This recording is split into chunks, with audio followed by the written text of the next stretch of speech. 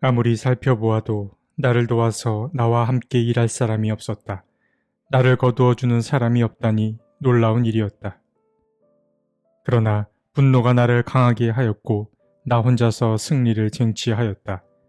내가 분노하여 민족들을 짓밟으며 내가 진노하여 그들이 취하여 비틀거리게 하였고 그들의 피가 땅에 쏟아지게 하였다. 이사야서 63장 5에서 6절 말씀. 이사야서 63장의 배경은 유대민족이 바빌론 포로에서 해방되어 고향으로 돌아온 이후에 전해진 말씀입니다. 그런데 모국으로 돌아왔다고 모든 문제가 해결된 것은 아닙니다. 유대민족은 이미 고향 땅에 살고 있던 이들과 어떻게 어울려 살지에 대한 문제도 놓여 있었고 무엇보다 실수를 반복하는 유대민족의 오랜 습성도 문제가 되었습니다. 그러나 중요한 사실은 주님께서 여전히 유대민족을 아끼시고 회복시키려는 의지가 있다는 데에 있습니다. 이러한 배경을 기억하면서 오늘 본문을 살펴보겠습니다. 더 자세히는 현재 주님의 마음은 어떠한지와 유대민족이 처한 상황은 또한 어떠한지를 확인해 보겠습니다. 먼저 주님은 자신을 소개하는데 다음과 같이 자신을 묘사합니다. 주님은 말씀하십니다. 에돔에서 오시는 이분은 누구인가? 붉게 물든 옷을 입고 보스라에서 오시는 이분은 누구신가? 화려한 옷차림으로 권세당당하게 걸어오시는 이분은 누구신가? 수도가 보스라인 이 에돔은 하나님의 반대편에 선 민족을 대표합니다. 에돔은 포도주가 유명한 나라입니다. 그래서 본문의 붉게 물든 옷이라는 표현은 에돔을 적절하게 묘사한 대목이라고 할 수 있습니다. 주님은 자신을 에돔에서 오시는 분으로 묘사합니다. 이 말은 에돔이라는 땅에 복수를 행하고 돌아오는 위풍당당한 영웅의 모습을 상상하게 만듭니다. 이어서 주님은 진짜 하고 싶은 말씀을 전하시는데 그것은 에돔을 포함해서 자신에게 적대적이었던 민족들을 멸하셨는데 그 일을 홀로 담당했다는 말씀이었습니다. 주님은 말씀하십니다. 나는 혼자서 포도주 틀을 밟듯이 민족들을 짓밟았다. 민족들 가운데서 나를 도와 함께 일한 자가 아무도 없었다. 내가 분내어 민족들을 짓밟았고 내가 격하여 그들을 짓밟았다. 그들의 피가 내 옷에 튀어 내 옷이 온통 피로 물들었다. 이 말은 주님 스스로 자신의 위대함을 드러내기 위해서 한 말이 아닙니다. 오히려 그 반대입니다. 그러니까 사실 주님은 자신과 일할 다른 누군가를 필요로 했다는 말씀인 것입니다. 한마디로 주님은 홀로 정의를 위해 싸우셨던 것입니다. 주님은 의롭고 정의로운 일을 하셨지만 홀로 그 일들을 감당하셨습니다. 그럼 우리는 문득 궁금해집니다. 주님이 하시는 일을 누가 감히 대신할 수 있을까라는 생각이 들기 때문입니다. 이 말은 맞습니다. 하나님의 크심은 인간의 어떤 능력과도 결코 비교될 수 없습니다. 그러나 우리가 여기서 기억해야 할 중요한 사실 한 가지는 주님은 홀로 어떤 일을 성취하기도 하시지만 그보다 더 많은 일을 다른 누군가와 함께 이룬다는 사실입니다. 5절에서 주님은 다시 한번 말씀하십니다. 아무리 살펴보아도 나를 도와서 나와 함께 일할 사람이 없었다. 나를 거들어주는 사람이 없다니 놀라운 일이다. 어찌 보면 주님은 짝사랑을 하신 것입니다. 주님은 홀로 승리를 쟁취하셨지만 아마도 외로우셨을 것입니다.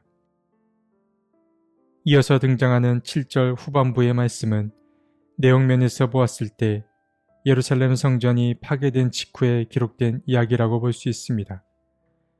그러니까 바벨론 포로기나 바벨론 포로기 직전에 쓰인 이야기라는 말입니다. 이 63장 7절의 이야기는 다음 장인 이사야서 64장까지 이어집니다. 이 이야기가 왜 중간에 등장했는지 정확히 알 수는 없습니다.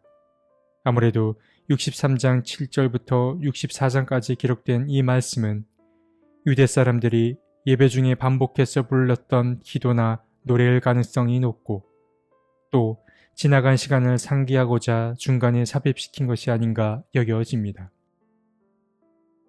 해당 본문을 살펴보면 먼저 이사야는 자신뿐만 아니라 유대 민족을 지키시고 보호해 주신 은혜에 감사와 찬양을 드립니다.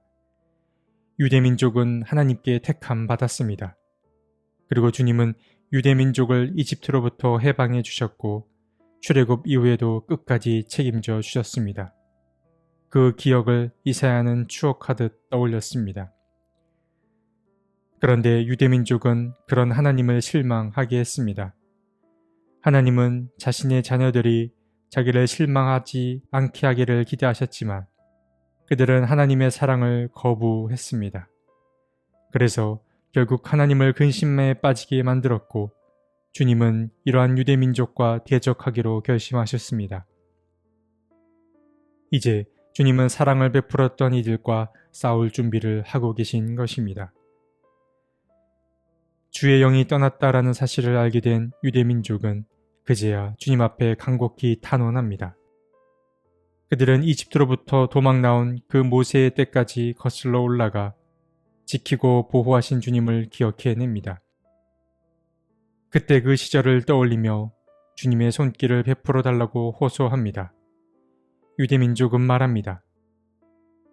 그의 백성 곧 양떼의 목자들을 바다로부터 올라오게 하신 그분이 이제는 어디에 있는가? 그들에게 그의 거룩한 영을 넣어주신 그분이 이제는 어디에 계시는가? 그의 영광스러운 팔로 모세를 시켜서 오른손으로 그들을 이끌게 하시며 그들 앞에서 물을 갈라지게 하셔서 그의 이름을 영원히 빛나게 하신 그분이 이제는 어디에 계시는가? 주님의 일방적인 사랑을 당연하게 여긴 이들은 사랑이 떠나가자 그 빈자리를 강하게 느낍니다. 유대민족은 당연하게 여기던 것들이 사라지자 그제야 세상엔 당연한 것이 없음을 깨달았습니다. 15절부터 마지막 19절까지는 주님께 도움을 구하는 기도자의 간곡한 기도가 등장합니다. 그들은 하나님의 사랑과 의무에 호소합니다.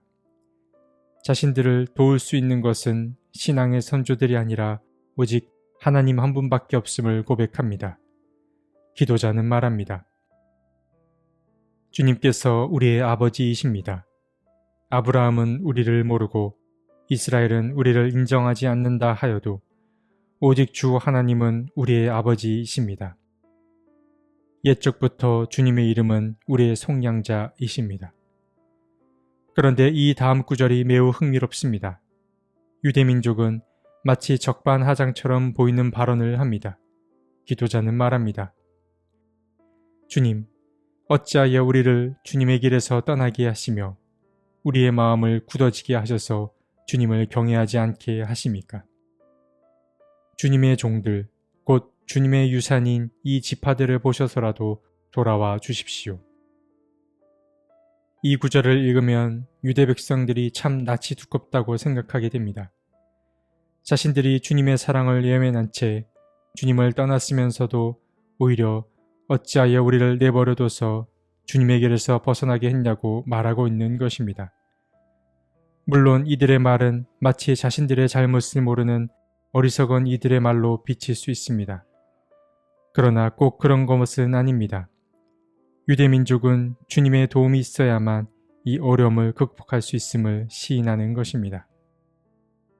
물론 이들의 말은 마치 자신들의 잘못을 모르는 어리석은 이들의 말로 비칠 수 있습니다. 그러나 꼭 그런 것은 아닙니다.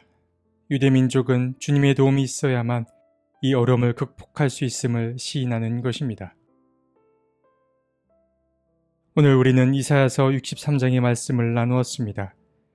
63장의 말씀을 통해 하나님이 어떻게 일하시는지와 사람은 부재를 통해 깨달음을 얻는 존재임을 알 수 있었습니다.